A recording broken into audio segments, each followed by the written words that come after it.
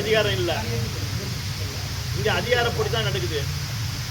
அதே நேரத்தில் இரட்டை என்ஜின் ஆட்சி மத்தியிலையும் மாநிலத்திலையும் ஒரே கூட்டணி இருந்தால் தான் இந்த மாநில வளர்ச்சி பெறும் அப்படி இப்படின்னு மக்களை பெஸ்ட் ஃபியூச்சரியாக நாங்கள் இதை மாற்றி கொண்டாடுவோம் அப்படின்னு ஓட்டு கேட்டு போனவங்களாம் எங்கே போனாங்கன்னு தெரியல. இன்னைக்கு அதிகார சண்டையும் பதவி நலனுக்காகவும் போட்டி போட்டுக்கொண்டு இன்று அரசியல் செய்ய நிலைமை தான் இந்த புதுச்சேரியில் இருக்குது. மக்களுக்கான சிந்தனையாக இல்லை. இந்த புதுச்சேரி மாநிலத்திற்கு மக்களால் தேர்ந்தெடுக்கிற அரசுக்கு அதிகாரம் இல்லைன்னு நாங்கள் பொது அமைப்பெல்லாம் டெல்லி வரை சென்று போராடியும் அதற்கு இங்கே இருக்கிற சில அரசியல் கட்சிகள் தவிர மீதி எல்லோரும் மௌனம் காத்து வருகிறார்கள். குறிப்பாக ஆளுகின்ற அரசின் கட்சியாக இருக்கக்கூடிய பிஜேபி மற்றும் என்ஆர் காங்கிரஸ் எந்த ஒரு முன்னெடுப்புகளையும் மாநில அந்தஸ்து சம்பந்தமாக எடுக்கவில்லை. மக்களால் தேர்ந்தெடுக்கப்பட்ட அரசுக்கு அதிகாரம் இல்லை என்று சொல்லிக்கொண்டே ஒரு காலம் கடத்தி கொண்டிருக்கிறார்கள் தவிர அதற்கான முன்னெடுப்புகளை எடுக்காமல் இருக்கிறார்கள். இதை கண்கூடாக பார்க்கிறோம். கடந்த வாரம் 3 நியமன சட்டமன்ற உறுப்பினர்கள் பதவி விலகினார்கள். ஒரு தலித் அமைச்சரை பதவி விலக செய்தார்கள். ஆனால் அவர்கள் செய்த இந்த பணியால் புதுச்சேரிக்கு ஒதுக்கப்பட்ட பிரிவை சேர்ந்த ஆதிவாட மக்களுக்கு இந்த அமைச்சரவையில் பிரயோஜனமே இல்லை. இருந்த 2 அமைச்சர்களுக்கு நாங்கள் பதவி கொடுத்துக்கிறோம்.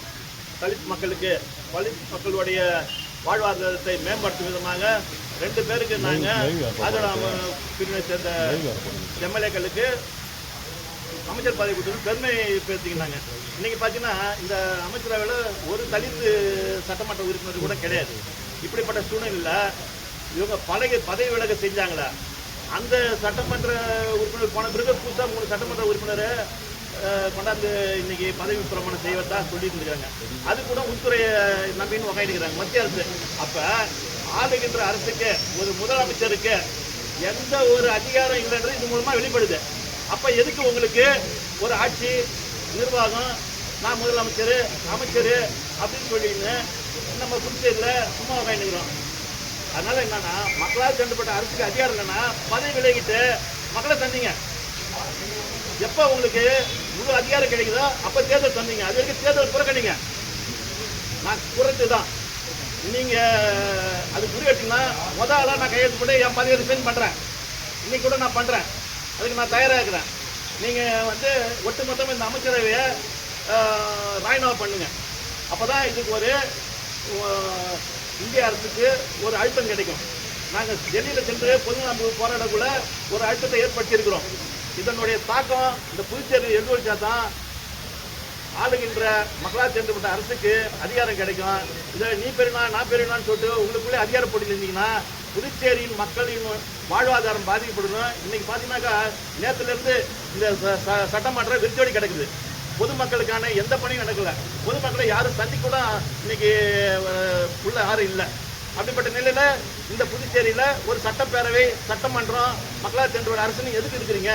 அதனால் இன்னைக்கு ஒட்டுமொத்தமாக இந்த அரசு அனைத்து ஆளுகின்ற உறுப்பினருக்கு அனைவரும் ராஜினாமா செய்யணும்னு இதை வேலை கேட்டுக்கொள்கிறேன்.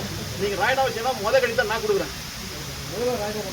மாநிலத்துக்கு உண்டான அதிகாரம் யார்கிட்ட இருக்குதுன்னு தெரிஞ்சு போச்சா? அப்புறம் எதுக்கு ஒரு சட்டமன்றம்? கவர்னர் அதாவது மத்திய அரசால் நியமிக்கப்பட்ட ஆளுநர்கள் தான் அதிகாரம் இருக்குன்னா அப்போ இந்த சட்டமன்றம் எதுக்கு? மக்களுக்கு ஏன் ஓட்டு போட அதிகாரத்தை விட்டு வச்சுக்கிறீங்க? கவர்னர் ஆட்சியே போட்டுங்க. மத்தியில் மட்டும் தேர்தல் அதுக்கு மட்டும் போடுவோம் ஓட்டு. இன்னைக்கு பிரெஞ்சு அரசாங்க காலத்தில்